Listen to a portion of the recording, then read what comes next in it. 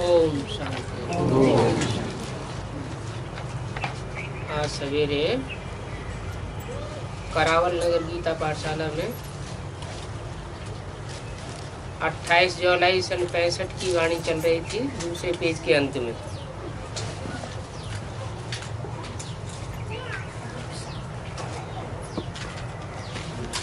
बात चल रही थी, नाम को याद करने से ही बाप द्वारा जीवन मुक्ति स्वर्ग का वर्षा मिलेगा। नाम की महिमा भक्ति मार्ग में भी है, और नाम होता है काम के आधार पर। जिन जिन देवी देवताओं ने या भगवान ने जो भी काम किया है, उस काम के आधार पर उनका नाम पड़ा।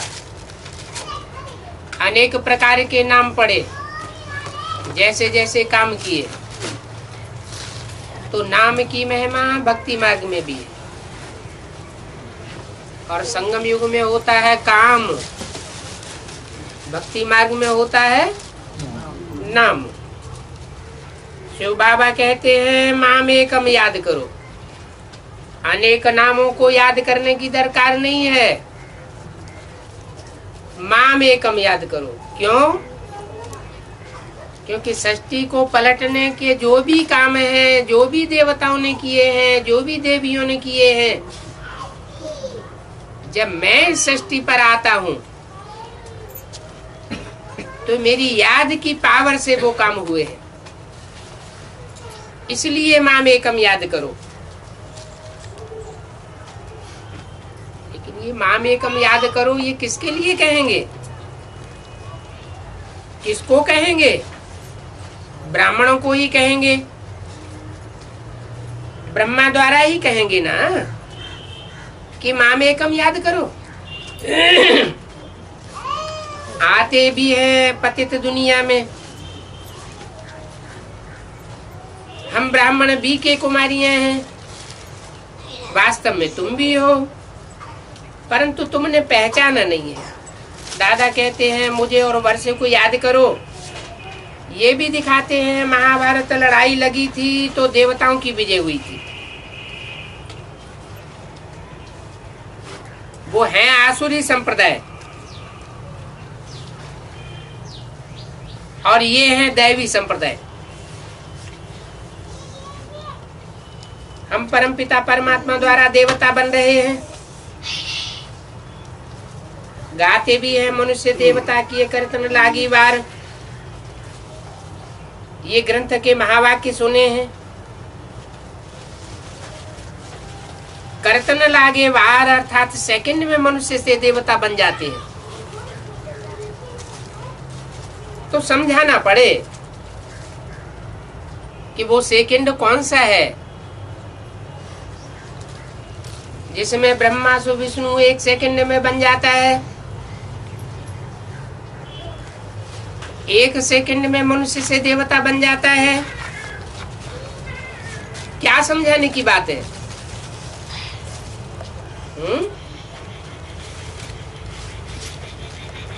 कोई समझाने की बात है? ये ज्ञान यज्ञ तो चल रहा है, सन 67-68 साल हो गए, सन 36 से चल रहा है। अभी तक भी वो एक सेकंड नहीं आया कि ब्रह्मा सो विष्णु बनता और ब्राह्मण सो देवता बनते। तो कौन से सेकंड का गायन हुआ? ब्रह्मा जरूर है, बड़ी माँ को ब्रह्मा कहा जाता है। माँ का जब तक उद्धार न हो, पूरे परिवार का उद्धार नहीं हो सकता। माँ की बुद्धि सबसे जास्ती परिवार में बट जाती है। परिवार का जितना कल्याण माँ चाहती है, उतना परिवार का कोई सदस्य नहीं चाहता।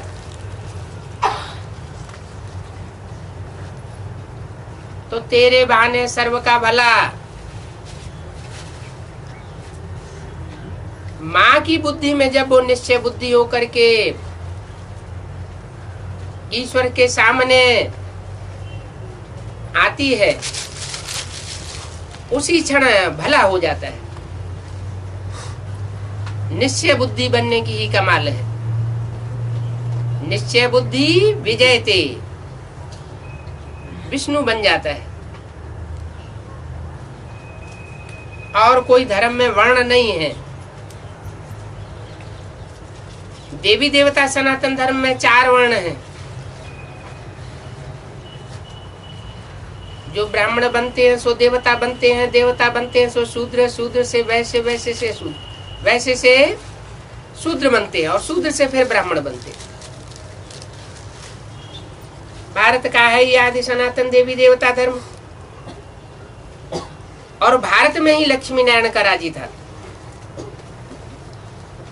उस लक्ष्मी नारायण के राज्य को स्वर्ग कहते हैं।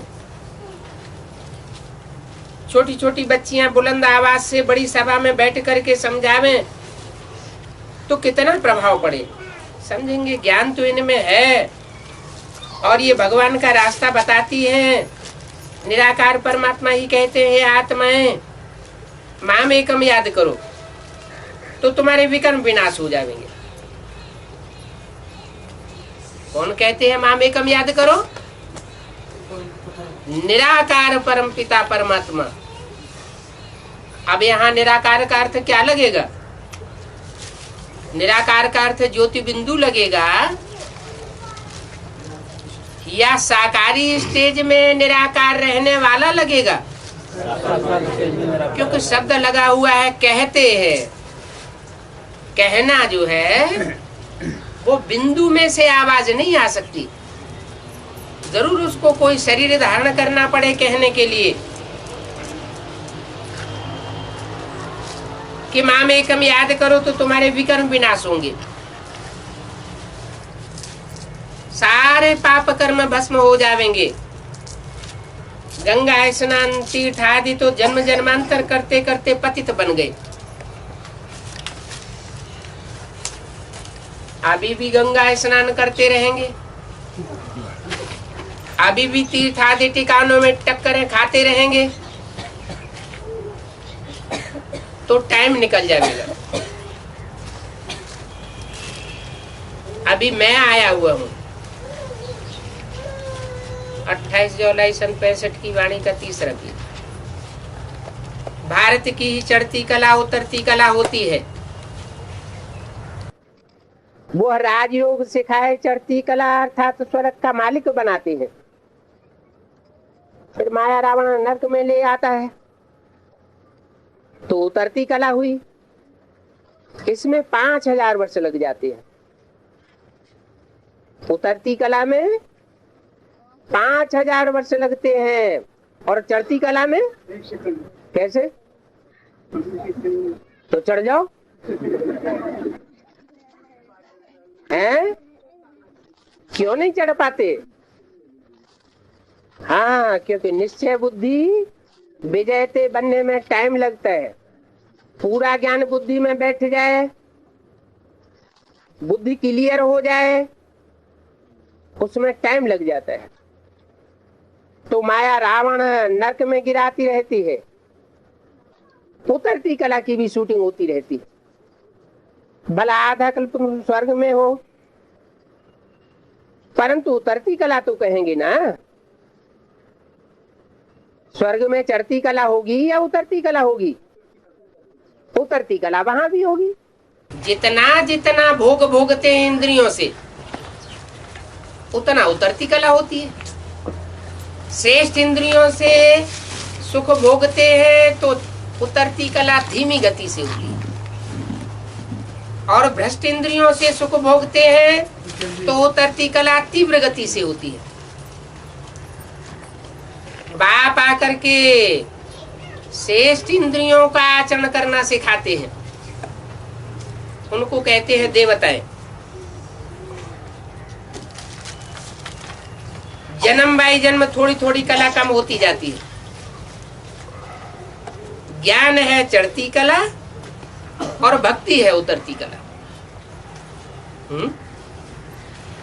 जब सतयुग के आदि से ही उतरती कला होती है तो उसे भक्ति कहे या ज्ञान कहें?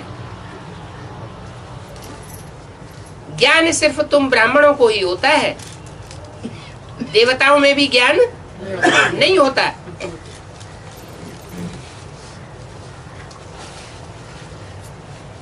कहते भी हैं भक्ति के बाद ही भगवान मिलेगा, तो भगवान ज्ञान देंगे। वो भगवान ही ज्ञान का सागर है। ज्ञानंजन सतगुरु दिया, अज्ञान अंधेर विनाश। और सतगुरु तो एक परम पिता परमात्मा ही है। महिमा सतगुरु की है न कि गुरुओं की है। गुरु लोग तो ढेर के ढेर है,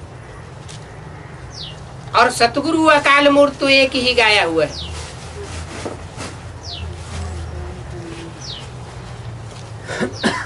वही सदगति दाता पतित पावन लिबरेटर है। गुरु लोग जो भी सब उतरती कला में है, उतरते उतरते इस भारत को कंगाल बनाई दिया। यज्ञ तप दान पुण्य बहुत करते हैं, इतना यज्ञ तप दान पुण्य करते हैं तो उन्नति को पाना चाहिए,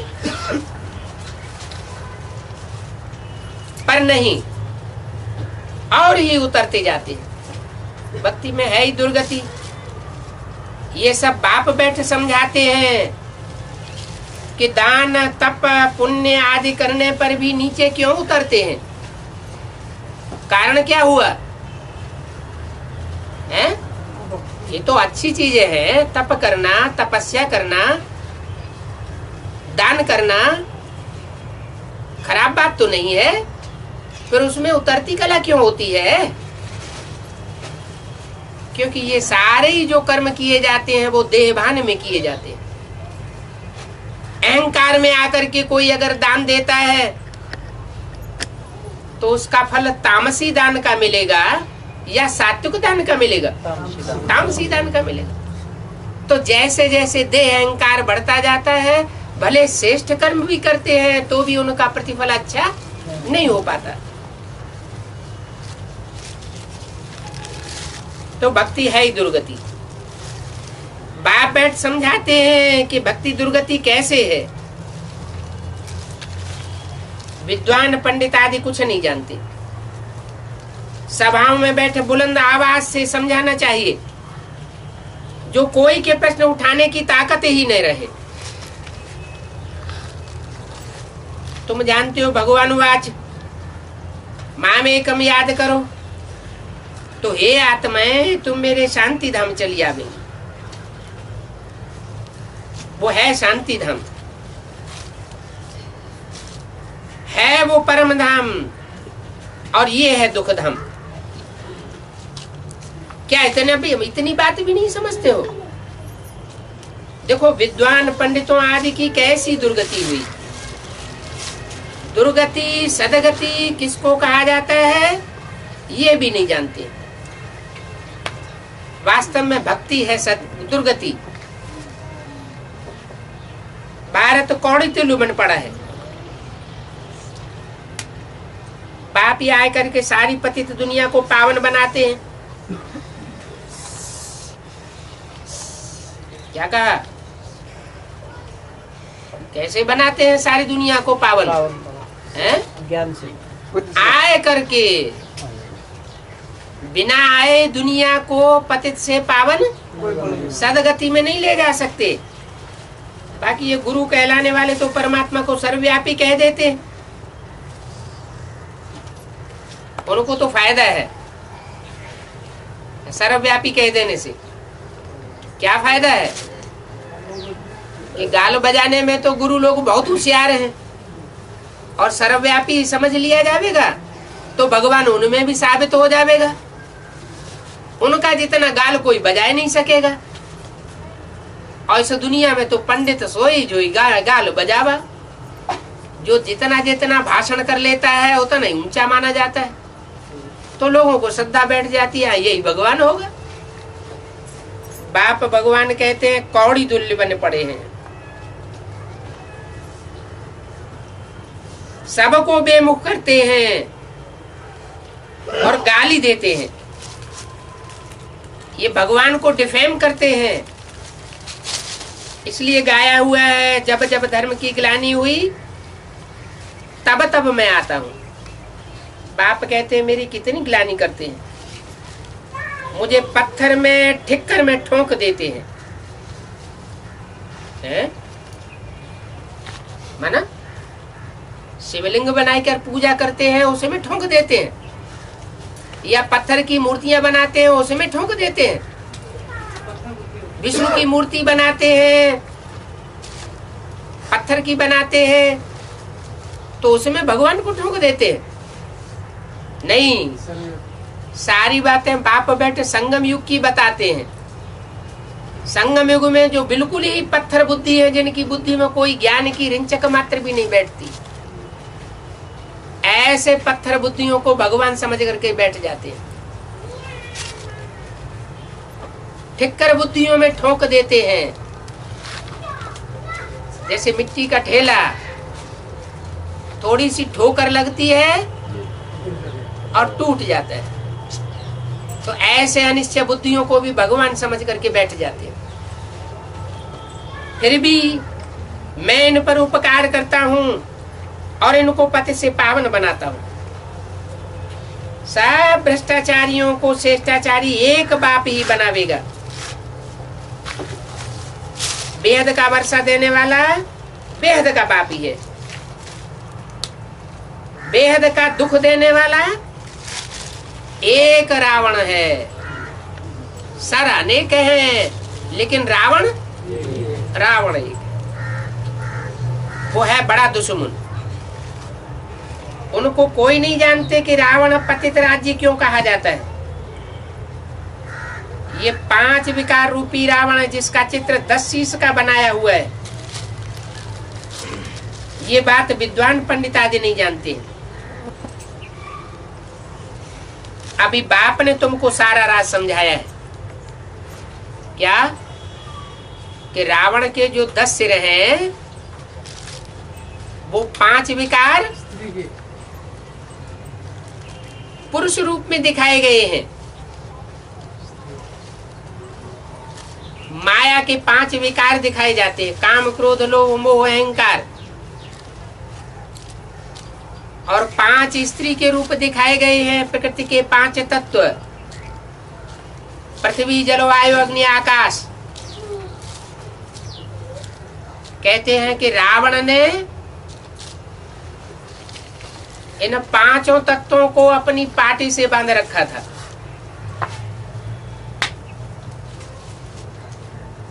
सारी प्रकृति कुदरत रावण के कंट्रोल में आ जाती है। वो तो जड़ प्रकृति है। जैसे सूरज चांद सितारे हमारे चैतन्य हैं, हमारी बुद्धि में बैठा हुआ है कि हम सूरज चांद सितारे के मानिंद हैं, आत्मा है। ऐसे ही जो 5 तत्व हैं वो भी सजीव भी है तो निर्जीव भी है। बेहद में है सजीव आत्माएं,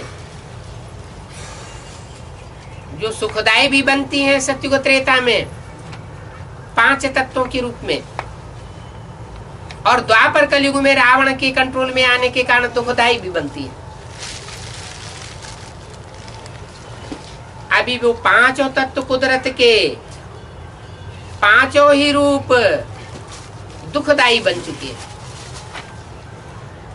क्योंकि रावण के कंट्रोल में है। तो ये 10 सिरों वाला चित्र है रावण का। अभी बाप ने तुमको सारा राज समझाया है। राम राज्य कब से कब तक चलता है, ये बेहद की हिस्ट्री ज्योग्राफी है। रावण है बेहद का दुश्मन भारत का। उसने हमारी कितनी दुर्गति की है। आसुरी विकारी है ना। भ्रष्टाचारी क्यों कहा जाता है? भ्रष्टाचारी इसलिए कहा जाता है कि भ्रष्ट आचरण करने से पैदा होते हैं। मूत पलिती बनते हैं, भ्रष्ट इंद्रियों के आचरण से नीचे गिरते हैं। तन से भी शक्ति क्षीण होती है, मन की भी शक्ति क्षीण होती है, समय भी बर्बाद जाता है और फायदा कुछ भी नहीं होता। तो उसको कहा जाता है विकृति, विकार। कार माना कार्य और वि माना विपरीत। जो कार्य नहीं करना चाहिए उस कार्य के विपरीत कार्य। जो श्रीमत कहती है वो कार्य है सुकृत, पुण्य कर्म, और जो श्रीमत के विपरीत कर्म किया जाता है वो है विकार। भारत ही पवित्र है वंथा। इस बात को तुम बच्चे भूल गए हो।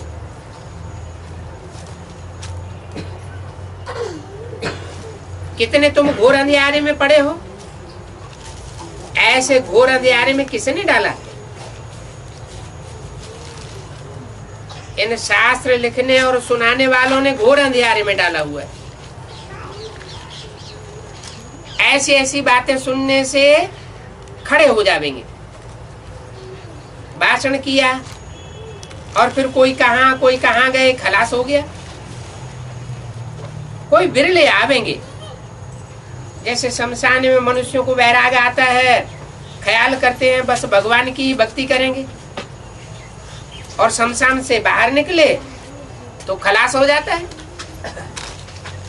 तो ऐसा ही अभी भी नजारा होने वाला है।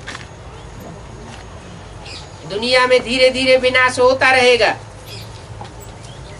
जब विनाश बरपा होगा तो लोगों को इस दुनिया से वैराग आवेगा, ज्ञान की ओर भागेंगे। सोचेंगे बस भगवान की ही हम भक्ति करें।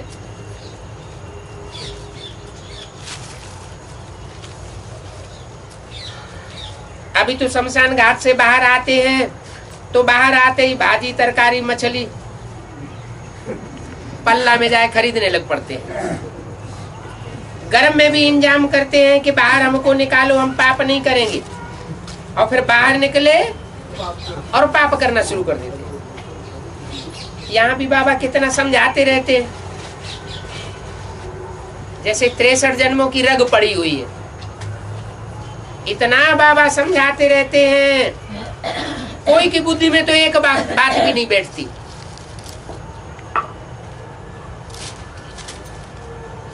कितना सहज बात समझाते हैं। सिर्फ बाप और वर्ष को याद करना है। मुख से कुछ भी कहो, सिर्फ अलफ और बे सीखो। ज्यादा मुख से बोलने की भी दरकार नहीं। खा और खा, बस। परम पिता परमात्मा ये सारी सृष्टि का पिता है, उनको याद करो। वो ईश्वर की स्थापना करते हैं। क्या करते हैं? परम पिता परमात्मा स्वर्ग की स्थापना करते हैं। रावण फिर नरक की स्थापना कर देता है। तुमको स्वर्ग की स्थापना करने वाले बाप को याद करना है, और सभी से ममत्व निकाल एक शिव बाबा को याद करना है। भले घर गृहस्थ व्यवहार में रहो, बल क्यों लगा दिया है?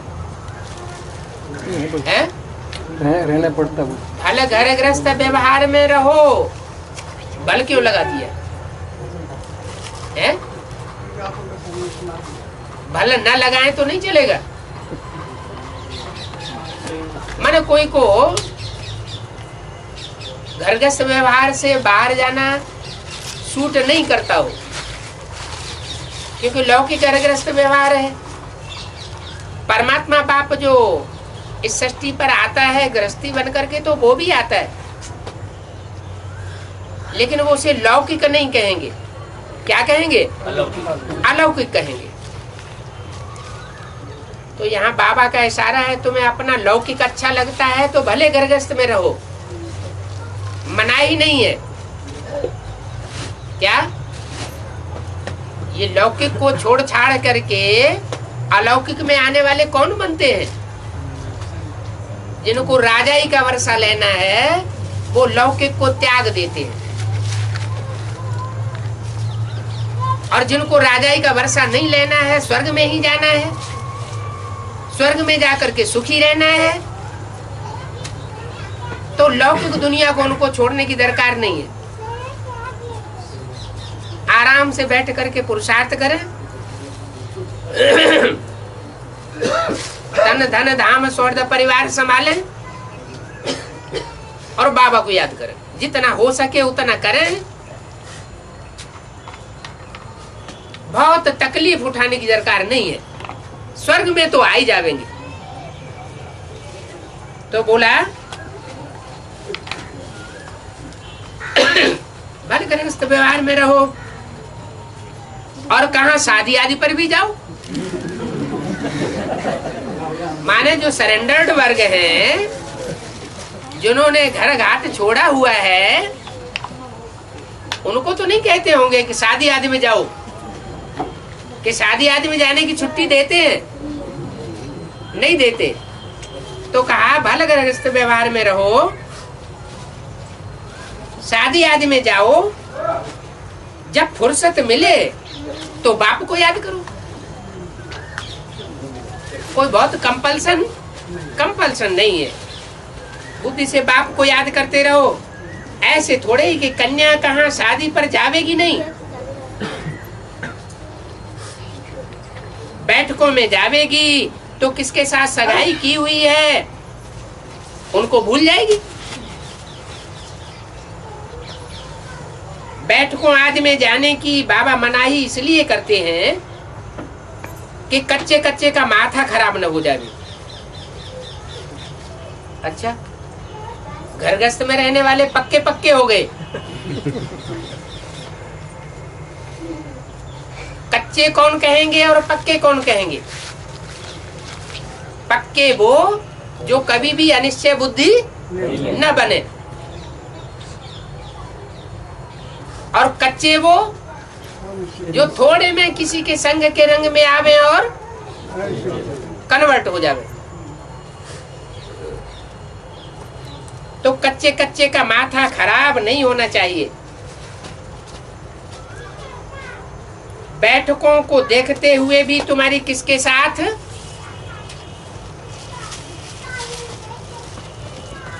साथ सगाई हुई है, ये तुम्हारी बुद्धि में भूलना नहीं चाहिए।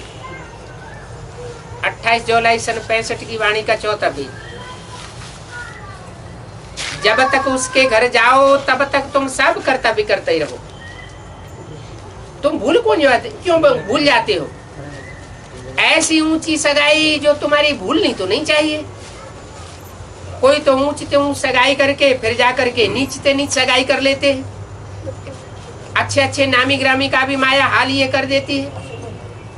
माया कितनी जबरदस्त है, थप्पड़ लगा एक मुंह फेर देती है, फिर पैर इस तरफ और मुंह उस तरफ हो जाता है।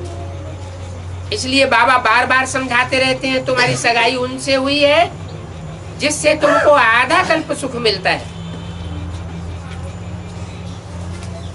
क्या कहा है? किनसे हुई है सगाई? उस बाप से हुई है जिनसे तुम्हें आधा कल्प सुख मिलता है। आधा कल्प सुख मिलता है। जहाँ आधा कल्प सुख मिलता है वो आधा कल्प साथ में रहता है कि नहीं रहता है? नहीं रहता, रहता है। अरे आधे कहते रहता है, आधे कहते नहीं रहता है। रहता है। अच्छा, कैसे? वो तो परमधाम में बैठ जाता है 5000 साल के लिए हैं? हाँ, बोला है सृष्टि में सदा कायम कोई चीज है नहीं, सदा कायम एक शिव बाबा है। तो रहता है ना। सच्ची सच्ची पक्की सगाई करो। अंदर यही चलता होगा। ऐसे शादी करेंगे, फिर पति के साथ जाएंगे, यह करेंगे, स्कूल में पढ़ते हैं, समझते हैं, पढ़ करके बैरिस्टर बनूंगा, यह करूंगा। अगर पढ़ाई छोड़ दी तो फिर खत्म हो जाता है। तो ये साजन जो 21 जन्मों का सुख देता है उनको तो भूलना नहीं चाहिए। हाँ, अभी दुख तो सहन करना है, क्योंकि तुम वनवास में बैठे हो, और तुम जो जहां बैठे हो वो तुम्हारे ही अपने किए हुए कर्म हैं। तो यहाँ वनवास में बैठे हो, अगर अपने किए हुए कर्म न हो तो हमको यहाँ भी कोई दुख नहीं दे सकता। तो सच्ची सच्ची पक्की पक्की सगाई करो।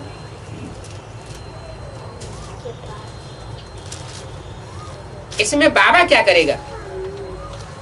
बाबा कहेंगे कर्म भोग सहन करना है, दुख भोगते हुए भी तुम अपने बाप को मत भूलो, इस बात में गफलत मत करो। ये तो अच्छी बात है, बाप को याद करना। भिन्न भिन्न प्रकार से समझाते रहते हैं, साजन को भूलने से नुकसान हो जाएगा। तुम साक्षी हो, देखते रहो, याद बाबा को करते रहो। हमको तो जाना है अपने घर, ये पुरानी दुनिया का खेल देख रहे हैं, अभी हमको जाना है। अवस्था बड़ी अच्छी चाहिए। कोई विलायत जाने के लिए बाबा से पूछते हैं, बाबा हम विलायत जावे? मैं कहता हूं भले साक्षी होकर के पुरानी दुनिया को देख करके आओ। यहां भी बल लगा दिया क्या?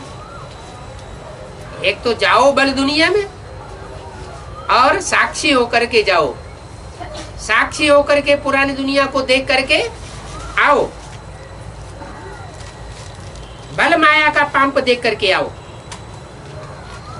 परंतु शर्त है क्या? मेरे को नहीं भूलना। अगर भूले तो जो तुमने यहाँ पाया है वो सब वहां जाकर के माया के पंप एंड शो चकाचौंध में सब भुला देंगे। क्या कहा? अमेरिका में या लंदन में जाने वाले घूमने के लिए जाते हैं तो क्या घाटा आ सकता है कि माया उनकी बुद्धि को चकाचौंध मार सकती है। अगर भूले तो सब कुछ गंवा देंगे। तो कहां फंस नहीं जाओ। अपनी भी पहलवानी देखनी है, कहां तक हम महावीर हनुमान बने हैं। बाप समझाते हैं बल तुम गंधर्वी विवाह करो, यहां भी बल लगा दिया। अगर किसी की दिल जास्ती बित बित करती हो तो बल तुम गंधर्वी विवाह करो। तो अपनी परीक्षा लेनी है कि हम कहां तक महावीर बने। इकट्ठे सो करके देखना है कि कहां आग तो नहीं लगती है?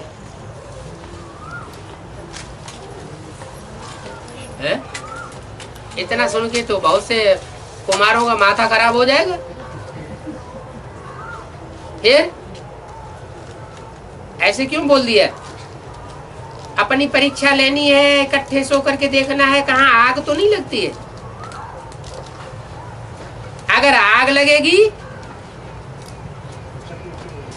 तो भाग जाना।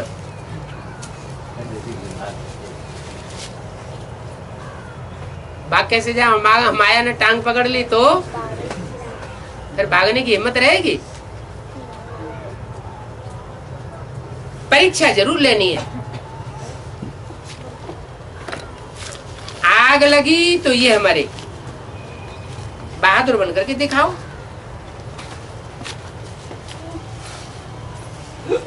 फिर कोई भी कह सकते हो कि हम इकट्ठे रहते हैं, हम पवित्र रहते हैं, तो साक्षी होकर के अपन को देखना है।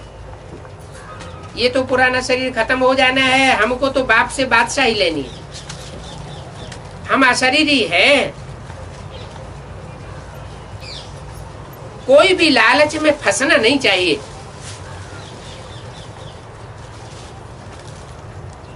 अपनी जांच तो करनी है, लेकिन ललचायमान नहीं होना है।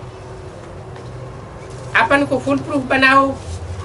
8 दाना बनना कोई मासी का घर थोड़े ही है। क्या कहा है? ये किनका लक्ष्य बताया? साथ सो जाओ, हैं? अपनी परीक्षा लेनी है, ये लक्ष्य किसका बताया है? 8 का लक्ष्य बताया। ऐसा न हो 8 में जाते जाते 60 गांठ माया से हो जाए। करोड़ों पुरुषार्थ करने वालों में से 8 रत्न बनते हैं। भारत के ही 33 करोड़ देवताएं का गाए जाते हैं। अगर वह भी कहो तो 33 करोड़ में से 8 फुल प्रूफ निकलते हैं। ज्यादा करके 108 तो बड़ी भारी मंजिल है। ऐसी मंजिल में पास होना है तो मालूम पड़े बरोबर युद्ध के मैदान में हम खड़ा हुआ हूं।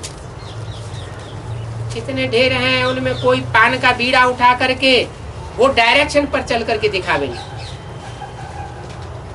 बूढ़ियों को भी बाबा कहते हैं अच्छा बाप और वर्षों को याद करते रहो, सबको ये रास्ता बताते रहो।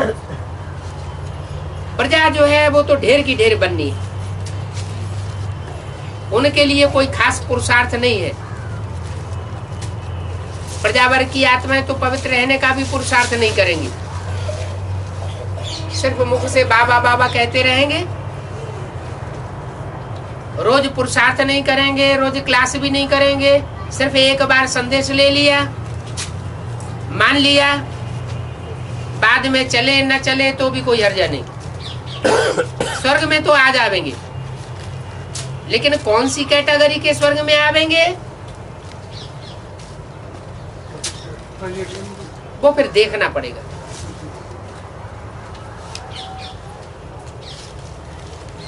सबको ये रास्ता बताते रहो। प्रजा तो ढेर की ढेर बनी है। सतयुग में कोई एक राजा नहीं होता है। पहले नंबर में 8 बादशाही होती है।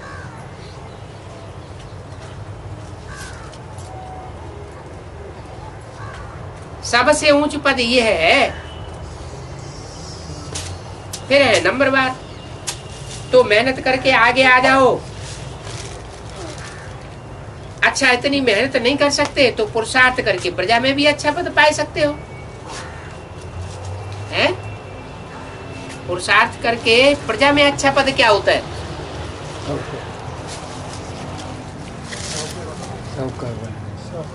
राजघराने में आने से अच्छा बताते हैं कि प्रजा वर्ग में अगर फर्स्ट क्लास साहूकार बन गए तो भी बहुत अच्छा है। प्रजा वर्ग में भी कैटेगरी से फर्स्ट क्लास प्रजा, बड़े बड़े साहूकार प्रजा वर्ग के धनाढ्य लोग राजघराने के साथ बैठते हैं। सेकंड क्लास प्रजा, थर्ड क्लास प्रजा, फोर्थ क्लास प्रजा भी होती है। चांडाल आदि बनते हैं। बाप से बादशाही तो लेनी चाहिए, बादशाही नहीं लेते हैं तो प्रजा में ही सही। अच्छा वो बरसात आती है सीजन पर, ये भी ज्ञान बरसात है। ज्ञान सागर बरसता तो रहता है ना, ये अविनाशी वर्षा है। और यहाँ ज्ञान सागर तो एक ही है। 8 बादशाही चलेंगे तो 8 बादशाही में टोटल कितने होंगे गद्दी पे बैठने वाले हैं? 8 बादशाही में 9 गद्दी पे बैठने वाले। 8 बादशाही में 16 गद्दी पर बैठने वाले होंगे। लक्ष्मी भी तो होगी ना, तो युगल तो जरूर होंगे, परंतु बादशाही तो 8 ही कहेंगे। बादशाह कोई 16 नहीं कहेंगे। तुम अपना पुराना तन मन धन सब दे दो और सब कुछ नया ले लेते हो। सब कुछ दे करके सब कुछ नया ले लेते हो।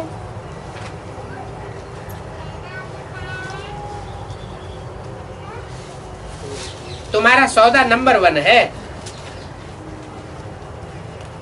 बाप बाप को रत्नागर सौदागर भी कहा जाता है। रत्नागर क्यों? रत्नों का आगार। सौदागर, सौदा करने का आगार।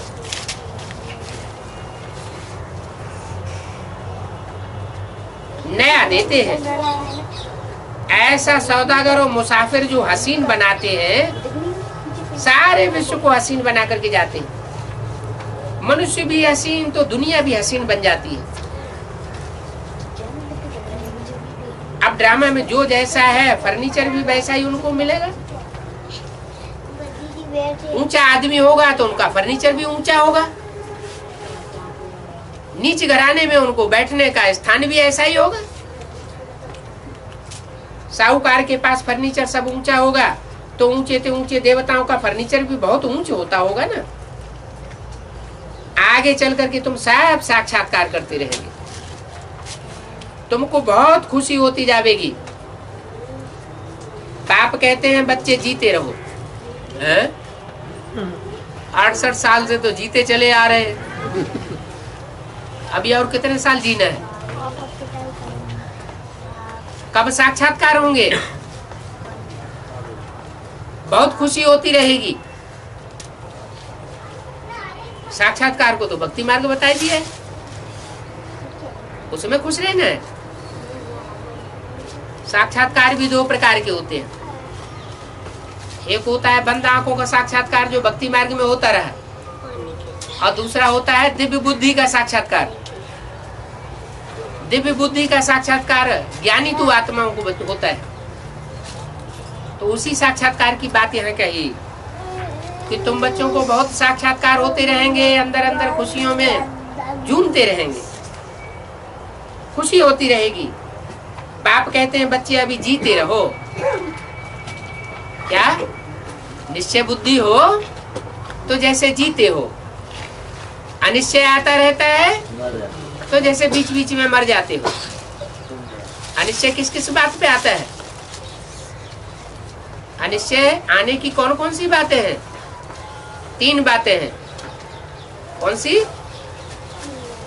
एक तो बाप में अनिश्चय आता है, दूसरा ड्रामा में अनिश्चय आता है, और तीसरा अपने आप के पार्ट में अनिश्चय आता है। आत्मा का अनिश्चय, परमात्मा बाप का अनिश्चय, और ड्रामा का अनिश्चय। उसको ज्ञान का अनिश्चय भी कहें। तो बाप कहते हैं बच्चे जीते रहो, माया का ना बन जाओ, और हमको कभी फारकती नहीं दे देना। अच्छा, माता पिता का याद करो, गुड मॉर्निंग। रूहानी बाप की रूहानी बच्चों को नमस्ते। एक संदेश और है।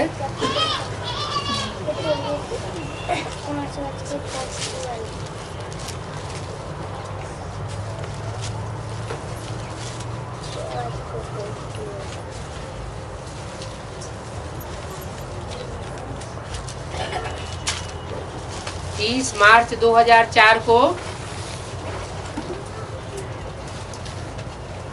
मीटिंग के भाई बहनों के प्रति अव्यक्त बाप दादा का मधुर संदेश गुलजार दादी के द्वारा।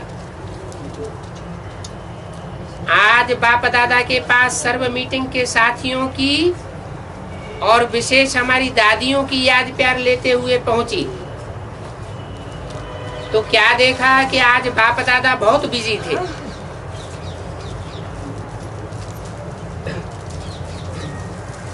कहाँ थे बिजी? हैं? ऊपर सूक्ष्म वतन में बहुत बिजी थे। हैं? कहाँ का समाचार सुनाया? माउंट आबू का। हाँ, माउंट आबू में सुनाया, लेकिन समाचार तो सूक्ष्म वतनवासी बाप दादा का सुनाया।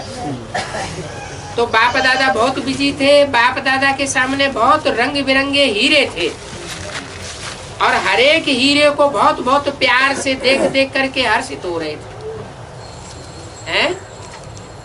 ये रंग बिरंगे हीरे चैतन्य हीरे होंगे या जड़ हीरे होंगे? चैतन्य हीरे थे, जिनको देख देख करके बाप दादा बहुत हर्षित हो रहे थे। मैं दूर से ही देख करके हर्षित हो आगे बढ़ते सन्मुख पहुंच गई, लेकिन बाप दादा का ध्यान हीरो में ही रहा।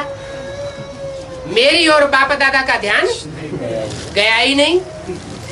एक वो दिन था कि ब्रह्मा बाबा गुलजार दादी को बुलाते रहते थे और गुलजार दादी नजदीक नहीं आती थी, भाग जाती थी। एक वो दिन है कि गुलजार दादी बार बार बाप दादा के सामने सूक्ष्म वतन में जाती है संदेश लेकर, और बाप दादा उसकी ओर देखते ही नहीं।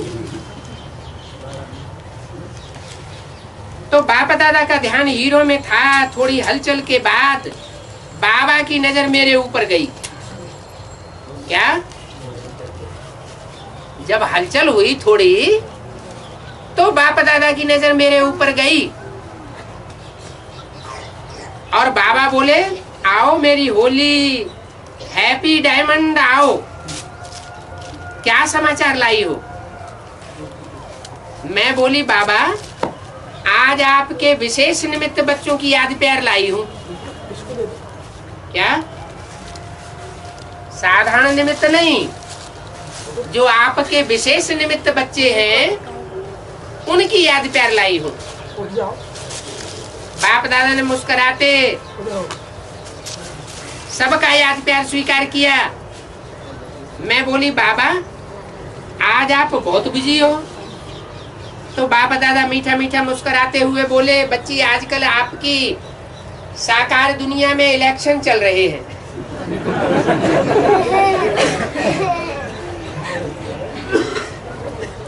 आपकी साकार दुनिया में इलेक्शन चल रहे हैं ना, तो बाप दादा भी आज सिलेक्शन कर रहे हैं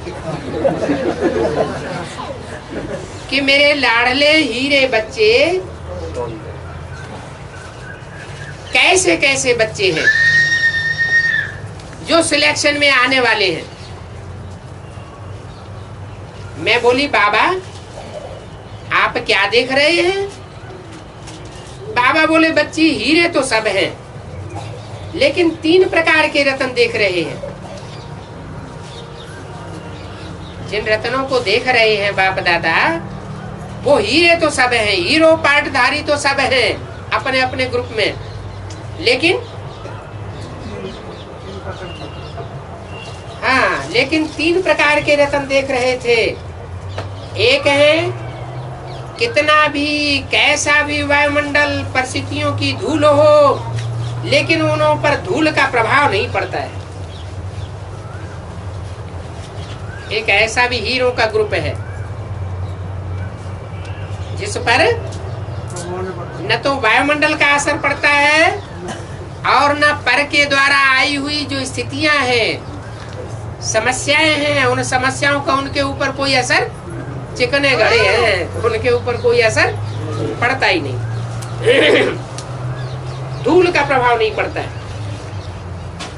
धूल माना कैसी भी कोई परिस्थितियां ला करके देह अभिमान की धूल डालना चाहे, उनके ऊपर धूल ठहरती नहीं, सदा चमकते ही रहते हैं। और दूसरे हैं जो कभी कभी कोई न कोई शक्ति समय पर अपने में कमजोरी की कमी महसूस करते हैं, जिसके कारण वायुमंडल के परिस्थितियों के वाइब्रेशन के प्रभाव की धूल के अंदर आ जाते हैं, प्रभाव में आ जाते हैं। कभी अटेंशन से मिटाए भी लेते हैं और कभी प्रभाव में आ जाते हैं। वो है दूसरे प्रकार के हीरे। तीसरे हैं जो कुछ न कुछ छोटे बड़े दाम पक्के हैं,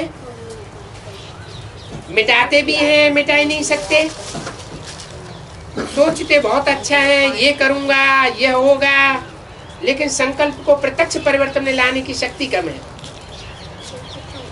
किसी न किसी संस्कार के कारण शक्तिहीन बन जाते हैं। तो ऐसे 3 प्रकार के हीरो को देख करके हर्षित हो रहे थे। मैं बोली बाबा परिवर्तन चाहते, उमंग होते हुए भी सोचते भी है, क्यों नहीं हो पाता है? बाप दादा मुस्कुराते हुए बोले, बच्ची परिवर्तन की इच्छा होती है, लेकिन साथ में चारों ओर के हद की इच्छाएं कि मेरा नाम हो जाए, मेरी शान हो जाए, ये मेरा मान होगा कि नहीं होगा, दूसरे लोग मुझे क्या देखेंगे, मान देंगे या नहीं देंगे, मेरी शान बढ़ेगी या नहीं बढ़ेगी, कहीं ऐसा तो नहीं हो जाएगा, कहीं वैसा तो नहीं हो जाएगा। ये व्यर्थ संकल्प मिक्स होने के कारण शुभ संकल्प की शक्ति को दबाए देते हैं। इसलिए प्रत्यक्ष परिवर्तन संकल्प तक ही रह जाता है। जो परिवर्तन प्रत्यक्ष होना चाहिए वो नहीं हो पाता। समर्थ और व्यर्थ दोनों की वार हो जाती है, युद्ध हो जाता है और युद्ध में रह जाते। बाप दादा ऐसे बच्चों को विशेष रहम दिल बन हिम्मत की शक्ति देते रहते हैं, लेकिन वो बच्चे अपनी ही उलझन में उलझते रहते हैं। बाप दादा ने देखा है, विशेष कारण है एक दो की ओर देखना और एक दो को हद की प्राप्ति में कॉपी करना। इनको कितना मान मर्तबा मिला है, हमको कितना मान मर्तबा मिला है, ये ऐसे हैं, ये इतने हैं, हम ऐसे क्यों नहीं हैं, हमने इतना प्राप्त क्यों नहीं किया, मैं क्यों कम रहूंगी या रहूंगा। ये लहर बच्चों में ज्यादा दिखाई दे रही है। किन बच्चों की बात कर रहे हैं? ये किन बच्चों की बात कर रहे हैं बाप दादा? हैं? हीरो पाठधारी बच्चे जो इस साल विशेष अव्यक्त वाणियों में भी बोले हैं। कौन से हीरो पाठधारी? अष्टदेव। अष्टदेवों में भी 3 प्रकार के बच्चे बताए दिए। और किनकी संख्या ज्यादा बताई? जो मान शान की बातों में फंसने वाले, उनकी संख्या जास्ती है, तो प्राप्ति में कमी हो जाती है। दूसरों से अपने को टैली करके देखते रहते हैं, आदी हो चुके हैं। फॉलो फादर करने के बजाय एक दूसरे को फॉलो करते हैं।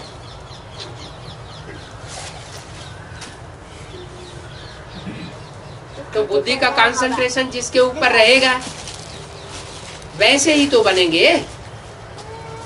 फॉलो किसको करना चाहिए? एक बाप दूसरा न कोई।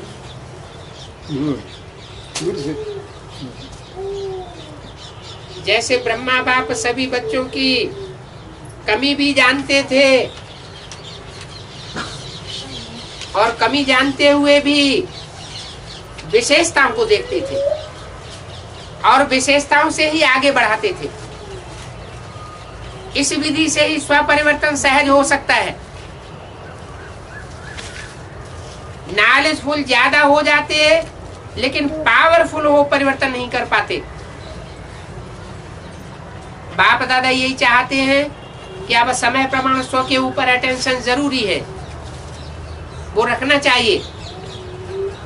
इसके बाद मैंने बोला, बाबा हमारी दादियों का यही संकल्प है कि इस वर्ष बाप दादा को अवश्य विश्व के आगे प्रत्यक्ष करना है।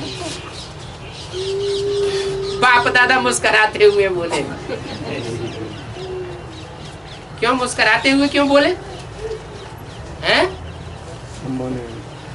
क्योंकि दीदी दादियां बिंदी बाबा को प्रत्यक्ष करना चाहती है।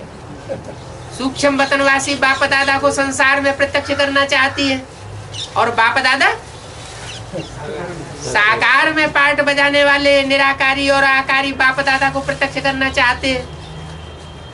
तो बाप दादा मुस्कुराते हुए बोले, आप मास्टर सर्वशक्तिवान बच्चों के संगठन के लिए ये कोई बड़ी बात नहीं है। इतना बड़ा संगठन दीदी दादियां लेकर के चल रही हैं, तो बाप दादा को प्रत्यक्ष करना कोई बड़ी बात नहीं है। लेकिन ये ध्यान रहे कि प्रत्यक्षता का पर्दा खुलेगा तो क्या अकेला बाप दादा प्रत्यक्ष होगा या बच्चों के साथ प्रत्यक्ष होगा? और वो बच्चे सारे हुजूम के हुजूम बच्चे होंगे या कोई छोटा सा परिवार होगा? जरूर छोटा सा परिवार होगा। पहले बाप दादा 8 बच्चों के साथ प्रत्यक्ष होता है, तो सर्व बच्चों को पहले स्वयं में संपन्नता की प्रत्यक्षता करनी होगी, तब बाप की प्रत्यक्षता होगी। बाप साथ में हो और बाप समान बच्चे भी चाहिए, तब प्रत्यक्षता का नगाड़ा बजेगा। हमारा बाप आ गया और हमारे पूर्वज आ गए। कौन हुए पूर्वज? हैं? सूर्यवंशी या इस्लाम बौद्धी वंशी या चंद्रवंशी? जरूर है। जो पूर्वज होंगे वो सूर्यवंशी होंगे, चंद्रवंशी भी उस लिस्ट में नहीं आ सकते। तो नगाड़ा बजेगा प्रत्यक्षता का कि हमारा बाप आ गया और हमारे पूर्वज आ गए। फिर मैंने दादी जी का सर्विस का संकल्प सुनाया कि हर एक विश्व की आत्मा को संदेश मिलना चाहिए, उलझना न रह जाए।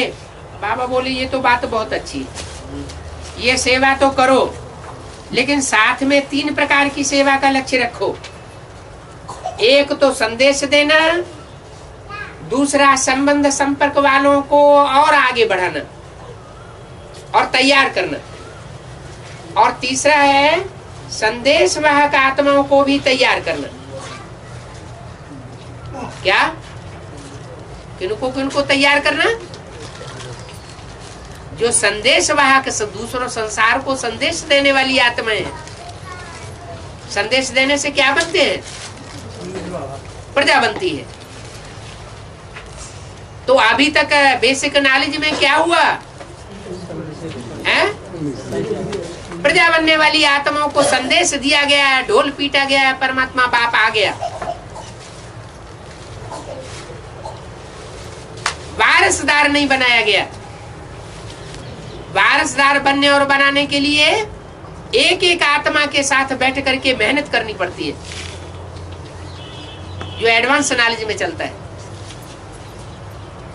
तो एडवांस ज्ञान में बनाए जाते हैं वारसदार, और बीके में बनाए जाते हैं प्रजा क्वालिटी की आत्माएं। संदेश देने वालों का ये काम है। तो बोला कि तीसरी बात है संदेश वाहक आत्माओं को भी तैयार करना, जो अपनी पोजीशन और आध्यात्मिक अनुभव के आधार से संसार के सामने ललकार कर सके। 3 प्रकार की सेवा हर सेंटर व गीता पाठशाला की हर एक ब्राह्मण आत्मा को मर्यादा पूर्वक करना जरूरी है। हर एक ब्राह्मण आत्मा ऐसे ही समझे कि इस समय या इस वर्ष 100 और सेवा का बैलेंस द्वारा विशेष सहज ब्लेसिंग की सफलता का डायमंड लॉटरी लेने का अभी हमें चांस लेना है। समय के चांस को कार्य में लगाना ही है। जितना ज्यादा समय संकल्प तन मन धन द्वारा करें, उतना स्व और सर्व का भागी बनेगा। बाकी तो मीटिंग वाले बच्चों को सदा दिलाराम बाप दिल तक नसीन देखते हैं, हर एक की विशेषता पर बलिहार जाते हैं। बाकी बच्चों ने मिलने की अर्जी डाली, बाप तो बच्चों से ज्यादा मिलना चाहता है, क्योंकि बाप का तो काम ही है। क्या काम है? बच्चों से मिलना। तो बच्चों से अव्यक्त और व्यक्त रूप में मिलना ये बाप का काम ही है। लेकिन इस बारी वायदे का फायदा बाप दादा प्रत्यक्ष रूप में बच्चों का परिवर्तन देखना चाहते हैं। वायदों का फाइल समाप्त करके फाइनल स्टेज को प्रत्यक्ष देखना चाहते हैं। बाप दादा तो हर कदम में बच्चों के साथ हैं, साथ हैं, साथ रहेंगे और साथ चलेंगे। ऐसे कहते हर बच्चे को अपने नैनों में समाते बाप दादा ने याद प्यार दिया, साथ में देश विदेश के हर बच्चे को भी याद प्यार दिया। अच्छा, ओम शांति।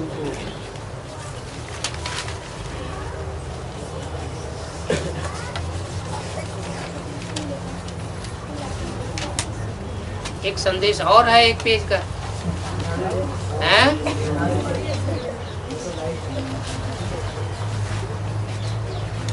ये है 3 अप्रैल 2004 का संदेश गुलजार दादी के द्वारा। मीटिंग में आए बच्चों के प्रति। आज बाप दादा के पास आप सबका और दादियों का याद प्यार लेकर के गई तो सामने से ही देखा कि बाप दादा बहुत मधुर मुस्कान से स्नेह भरी शक्तिशाली दृष्टि दे रहे थे और बोले, आओ मेरे विश्व सेवा साथी गुरु भाई बच्चे आओ। कौन से बच्चों से बोले? गुरु भाई बच्चों से बोले। बाप दादा के भी गुरु भाई होंगे हैं? नहीं? क्यों? क्यों? बाप दादा के गुरु भाई क्यों नहीं हो सकते हैं? गुरु कौन है और गुरु के भाई कौन है? आओ मेरे विश्व सेवा साथी गुरु भाई बच्चे आओ। सूक्ष्म वतन में संदेश लेकर के गई ना, तो सूक्ष्म वतन वासी ब्रह्मा के पास गई तो ब्रह्मा बाबा के तो गुरु भाई बच्चे हो सकते हैं कि नहीं हो सकते हैं? तो बोले, मैं तो सुन सुन करके स्नेह में समा गई।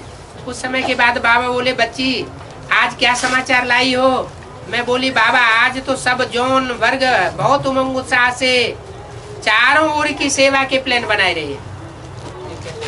सबको दादियों सहित यही संकल्प है कि परमात्मा प्रत्यक्षता करनी है। बाप दादा ने मीठा मुस्कुराया। दीदी दादियां अपना संकल्प जैसे ही सामने रखती हैं कि प्रत्यक्षता करनी है इस वर्ष, बाप दादा की प्रत्यक्षता सबके सामने सारी दुनिया के सामने करनी है। तो ऐसा संकल्प करते ही बाप दादा क्या करते हैं? मुस्कुराते हैं। बाप दादा मीठा मीठा मुस्कुराया और बोले, स्व परिवर्तन का भी प्लान हर एक के दिल से बनाया है? अगर स्व परिवर्तन नहीं हुआ तो बाप दादा की प्रत्यक्षता तो हो जाएगी लेकिन अपने अंदर किरकिरी रह जाएगी।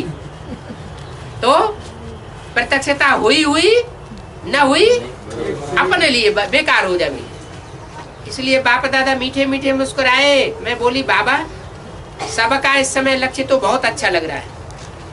तो बाबा सुनकर के एक घड़ी के लिए बिल्कुल डेड साइलेंस स्वरूप में आ गए और बोले, बाप दादा इन एडवांस सर्व बच्चों को स्व परिवर्तन की पदम गुना मुबारक दे रहे हैं और बहुत खुश हैं और रिजल्ट देख हर बच्चे पर स्वर्ग के सच्चे डायमंड की वर्षा करेंगे। स्वर्ग के सच्चे डायमंड की वर्षा करेंगे क्योंकि बाप दादा देख रहे हैं कि कहां कहां आप भी बच्चों के दृढ़ता की शक्ति को, आपसी समस्याएं, सेवा की समस्याओं की शक्ति 100% विजयी बनने में, कुछ मिटाने, भूलने, बदलने में कमजोर बनाए देती है और कमजोर बनाए सकती है। फिर भी बाप दादा बच्चों की हिम्मत पर सदा दर्द सर्व के मददगार है। उसके बाद ऐसे लगा जैसे बाप दादा हमारी मीटिंग के सर्व बच्चों को सामने देख रहे हैं और बहुत मीठा स्नेह दे रहे हैं। मैं बोली, बाबा आप क्या देख रहे हो? बाबा बोले, बाप तो सदा बच्चों को ही देखते हैं। बाबा ने तो पहले ही कहा है कि इस बारी रिजल्ट देख करके फिर आगे का प्रोग्राम बनाएंगे। क्या कहा? क्या रिजल्ट देखेंगे? हैं? कि बच्चे स्व परिवर्तन करते हैं या नहीं करते हैं। अगर स्व परिवर्तन करेंगे तो आगे प्लान बनाएंगे अच्छा वाला। अगर स्व परिवर्तन नहीं करते हैं तो जिन्होंने स्व परिवर्तन किया होगा उनसे मिलेंगे और दूसरों से नहीं मिलेंगे। यही सारा हुआ ना। तो बाबा ने कहा, पहले ही कहा है कि इस बारी रिजल्ट देख करके फिर आगे का प्रोग्राम बनावेंगे। बाप दादा के पास तो चारों ओर की रिजल्ट 1 मास में ही पहुंच जाएगी। क्या 1 मास के पुरुषार्थ के अंदर ही बच्चों की रिजल्ट बाप दादा परख लेंगे कि कौन कौन बच्चे पुरुषार्थ कर रहे हैं स्व को परिवर्तन करने का। उसके बाद बाबा को दादी जी की विशेष याद और उमंग सुनाई। बाबा खुश हुए और कहा, बच्ची के दिल के उमंग तो बहुत अच्छे हैं, क्योंकि निमित्त बच्ची है। कौन? तुम्हारे का दादी। बल शरीर साथ नहीं दे रहा है, लेकिन बाप दादा और आप सबका स्नेह दुआएं चला रही है। क्या कहा है? कुमार का दादी का भी 5 तत्वों से बना हुआ शरीर साथ नहीं दे रहा है, लेकिन बाप दादा और आप सबका स्नेह दुआएं उनको चला रही है। चलाने वाला चला रहा है और आगे भी चलाते रहेंगे। उसके बाद बाबा ने दादी जानकी और साथ में सब दादियों को याद प्यार दिया। दादी जानकी को याद देते बोले, बच्ची को वर्तमान समय शरीर को चलाना अच्छा आ गया है, इसलिए सेवा में चक्रवर्ती बन गई है। फॉरेन की सेवा पर अच्छा अटेंशन है। चारों ओर उमंग उत्साह अच्छा बढ़ा रही है। इस समय डबल फॉरेनर्स बच्चों में भी स्व परिवर्तन के पुरुषार्थ में सफलता अच्छी है। महीना पूरा नहीं हुआ, पहले ही रिजल्ट देना शुरू कर दिया। क्या रिजल्ट दिया है? इस समय डबल फॉरेनर्स बच्चों में भी स्व परिवर्तन के पुरुषार्थ में सफलता अच्छी है, इसलिए बाप दादा दिलाराम सर्व डबल विदेशी बच्चों को दिल की दुआएं, दिल की याद प्यार दे रहे हैं। कौन से बच्चों को? विदेशी बच्चे। डबल विदेशी बच्चों को दे रहे हैं। अच्छा, स्वदेशियों ने क्या पाप कर दिया?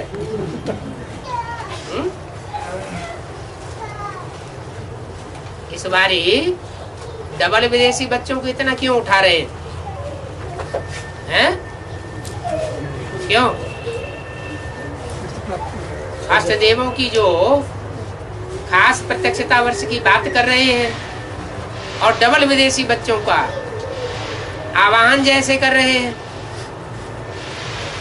तो स्वदेशी बच्चों को भूल जाएंगे क्या? हैं? इससे साबित होता है कि जो भी 8 निकलने हैं वो डबल विदेशी बच्चे निकलने। आखिरी जन्मों में इस रावण राज्य से टकराते टकराते आखिरी जन्मों में 1-2 जन्मों में डबल विदेशी बन जाते। तो बोला दिल की याद प्यार और दुआएं डबल विदेशी बच्चों को दे रहे। उसके बाद बाप दादा ने सब मीटिंग वाले और मधुबन की सर्वभुजाओं के बच्चों को वतन में इमर्ज किया। सेकंड में ही सर्व अर्ध चंद्रमा के रूप में बाप दादा के आसपास पहुंच गए। इसके आसपास पहुंच गए, अर्ध चंद्रमा के आसपास, संपूर्ण चंद्रमा के आसपास नहीं। सेकंड में सब अर्ध चंद्रमा के रूप में बाप दादा के आसपास पहुंच गए। बाप दादा ने अपने वरदानी हाथ से वरदान दे बोले, बच्चे सदा निमित्त भव। निमित्त भाव, निर्माण भाव निर्मल वाणी द्वारा सहज सफलता भव। और बाबा के साथ द्वारा हाथ द्वारा भिन्न भिन्न प्रकार की लाइट्स की किरणें निकल रही थी, जो सबके ऊपर छत्र छाया बन गई। यह दृश्य भी बड़ा सुंदर था। उसके बाद बाबा ने मिलन मनाते विदाई दी और बोले, सभी स्वराज दुलारे इस बच्चों को दिलाराम का दुलार देना। अच्छा, ओम शांति।